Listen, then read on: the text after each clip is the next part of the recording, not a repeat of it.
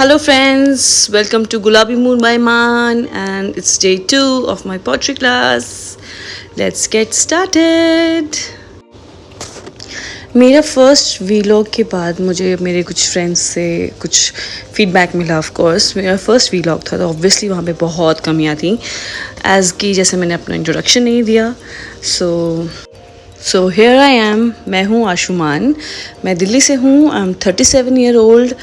और ये pottery class actually मुझे 2 साल पहले थॉट आया था कि मुझे करनी है. पॉट्री से एक्चुअली मुझे ऐसा लगा था मुझे कॉलिंग है अंदर से कि मुझे करनी चाहिए, because somehow I always loved pottery and ceramics. जैसे भी हम कभी मार्केट गए, बंजारा मार्केट गए या किसी भी ऐसे उस पर जाते थे तो used to love those stalls. So I thought why don't I take a shot.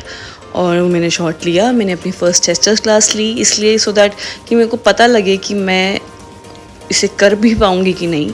सो वो मुझसे हो गया. थैंकफुली बहुत अच्छी गई थी मेरी टेस्टर क्लास. सो दैट मैंने फिर वो क्लासेस ज्वाइन कर ली. 2 साल लगे मुझे एक्चुअली यहाँ पे आने के लिए, यहाँ से शुरू करने के लिए. सो अभी तक मैं अपने इंट्रोडक्शन में यही बता सकती हूँ. और भाई एवरी वीलॉग, मतलब हर एक वीलॉग में शायद मैं अपने बारे में और थोड़ा थोड़ा आपको बताती जाऊँगी. आज मैं अपनी इस क्लास में वेजिंग से आगे बढ़ूँगी. यस, इस क्लास में वेजिंग होगी, पर स्टार्टिंग में मेरे को अपने 3 to 4 क्ले के और बना के रखने हैं सो दैट मैं इनको अब व्हील थ्रो कर सकूँ. जैसे हम ये नहीं बोलेंगे कि मुझे व्हील पे अपना क्ले रखना है. It's like will be throwing on wheel. ये एक तरीके का ऐसा टर्म यूज़ किया जाता है. तो आज मुझे कोनिंग सीखनी है. आज पूरा का पूरा मेरा सेशन सिर्फ कोनिंग पे फोकस रहेगा कि नेक्स्ट क्लास के लिए कि मेरी आज कोनिंग परफेक्ट हो जाए. क्योंकि अगर वेजिंग परफेक्ट होगी और उसके जो नेक्स्ट स्टेप है कोनिंग परफेक्ट होगी तो उसका नेक्स्ट स्टेप परफेक्ट होगा. एग्जैक्टली मतलब हर एक चीज़ एक दूसरे से रिलेटेड है. अगर फर्स्ट स्टेप ही ख़राब है, अगर मेरा फर्स्ट स्टेप जो वेजिंग है वही अगर ख़राब है तो नेक्स्ट स्टेप ठीक नहीं हो सकता. तो व्हील पे थ्रो करने के बाद मुझे अपना क्ले को ये देखना है कि वो सेंटर में है कि नहीं.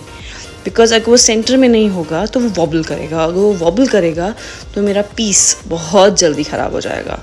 लिटरली मतलब उसको सेकेंड्स नहीं लगेंगे उसको ख़राब होने में, बिकॉज व्हील की स्पीड तेज़ होती है. उस पर जब हम साथ में थोड़ा वाटर यूज़ करते हैं तो क्ले इतनी सॉफ्ट होती है कि वो किसी भी तरीके से शेप ले सकती है. अगर मुझे परफेक्ट बैलेंस और परफेक्ट टाइम के साथ, परफेक्ट पुश के साथ, परफेक्ट सपोर्ट के साथ अगर यूज़ करेंगे तो बिल्कुल स्मूथ शेप लेगा. अगर हम उसे टाइमिंग, बैलेंस, पुश, सपोर्ट अगर सब ख़राब होगा तो वो पीस भी ख़राब हो जाएगा. जैसे कि अभी मेरे इंस्ट्रक्टर मुझे बता रहे हैं कि ये देखो कि सेंटर ठीक नहीं है, तो मैं भी इसका सेंटर ठीक कर रही हूँ. कुछ और टेक्निक्स होती हैं जब कई बार हम लोग जब करते हैं तो शुरू में ठीक होती है, पर करते करते कई बार सेंटर ख़राब हो जाता है. तो कुछ स्टेप्स हैं जिसे हम सेंटर बीच में फिर से ठीक कर सकते हैं. पर कोशिश हमारी अगर ये रहे कि हमारा सेंटर पहले से ही ठीक हो तो हमारे आगे के स्टेप्स बहुत स्मूथली चले जाते हैं.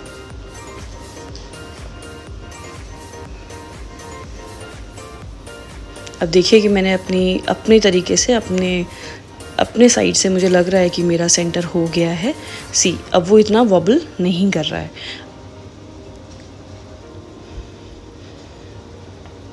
अब जनरली क्या होता है जब हम क्ले के साथ व्हील पे जब हम काम करते हैं तो हमारे फिंगर्स, हमारे हाथ, हमारे पाम में एक्चुअली हमें पुश देना पड़ता है, हमें उसे सपोर्ट देना पड़ता है.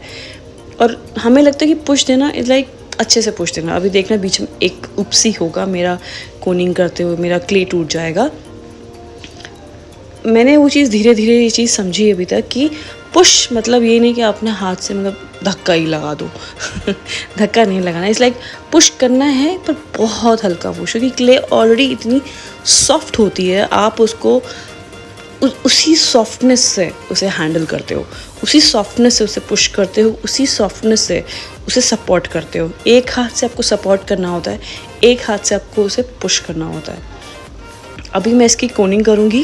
कोनिंग बहुत ज़रूरी होती है. कोनिंग हमें 3 टाइम करनी चाहिए और कोशिश ये रहनी चाहिए कि एक ही बारी में जितने ज़्यादा से ज़्यादा लॉन्ग हो वो उतनी ही बेटर होती है.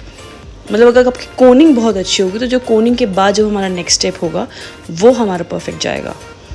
क्योंकि अगर कोनिंग ठीक नहीं होगी तो हमारा नेक्स्ट स्टेप ठीक नहीं होगा, और अगर हमारी वेजिंग जो हमारा फर्स्ट स्टेप था, अगर वो हमारी वेजिंग ठीक नहीं होगी तो हमारी कोनिंग भी ठीक नहीं जाएगी, बिकॉज एयर बबल्स होंगे, पूरी क्ले सॉफ्ट नहीं होगी, तो नेक्स्ट स्टेप्स कोई भी हम करेंगे सारे स्टेप्स हमारे ख़राब हो जाएंगे।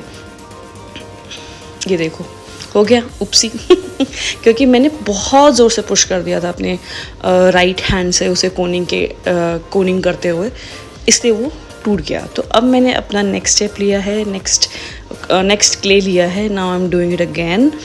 अब मुझे पूरा टाइम, मतलब आज वाला जो सेशन है मेरा, जो मेरे 3 to 4 जो मैंने क्ले के अपने वो लिए थे, उसे मैंने सिर्फ और सिर्फ कोनिंग पे ही आज मैंने फोकस किया है।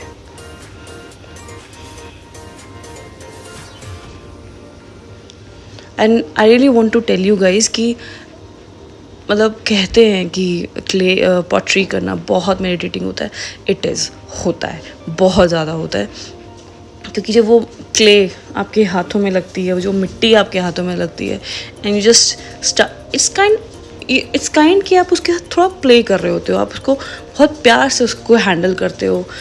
वो चीज़ इतनी सेटिस्फाइंग होती है, इतनी मेडिटेटिंग होती है, मैं आपको एक्चुअली लफ्ज़ों में नहीं बता सकती। आई एम श्योर कभी आप लोग कभी ट्राई करना, कभी किसी टेस्टर क्लास में जाके अपने फैमिली के साथ या अपने बच्चों के साथ या अपने पार्टनर के साथ या अपने बेस्ट फ्रेंड के साथ कभी कोई ऐसी क्लास लेके, सो दैट आपको इस चीज़ की एक फ़ील आए, वो आप महसूस कर सको कि कितना अच्छा होता है। It's like you are just touching the earth, you are feeling the earth. ये देखो अब इसमें मेरा सेंटर ख़राब हो रहा है, जैसे मेरे हाथ इतने मूव कर रहे हैं ना, मेरा सेंटर देखो, वॉबल देखो कितना वॉबल हुआ है अभी।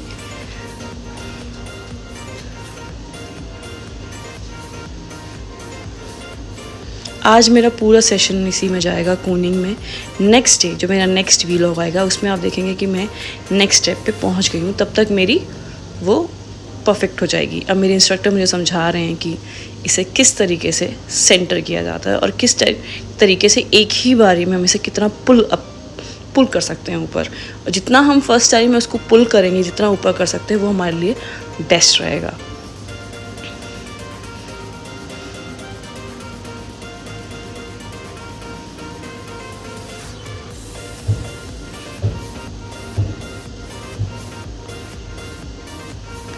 सो फ्रेंड्स, यही था मेरी आज डे 2 की क्लास में। आज मैंने यही सीखा। तो आज के सेशन में मैंने सिर्फ कोनिंग सीखी है। अब मैं कर रही हूँ अपनी व्हील को साफ़। जाने से पहले हमें अपने एंड से व्हील को बहुत अच्छे से साफ़ करके जाना होता है, और व्हील को साफ़ करना भी एक नेक्स्ट लेवल सेटिस्फाइंग फैक्टर होता है। बहुत सेटिस्फाई लगता है जब आप पूरी व्हील अच्छे से आप जब साफ़ कर रहे होते हो उसे। और ये देखिए मेरे कपड़े जो हो गए हैं गंदे। कहते हैं ना, दाग अच्छे होते हैं। So see you next time. Subscribe, share. Bye bye. Take care.